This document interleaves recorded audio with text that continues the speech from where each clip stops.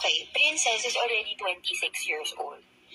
And sabi niya, yung mga NBSB lang daw yata ang walang pakialam sa, hindi nababother sa Valentine's Day. Okay, children. I want you to really take this to heart, ha? Take pride in that, na NBSB kayo. Kasi may mga bagay, whether babae ka or lalaki ka, nung pag naibigay mo na, wala nang bawian. Yun na yun. Wala na. So you want to give, yung first love mo, yung pagmamahal na kaya mong ibigay sa pinakaunang pagkakataon sa tamang tao, and it takes a lot of prayer and a lot of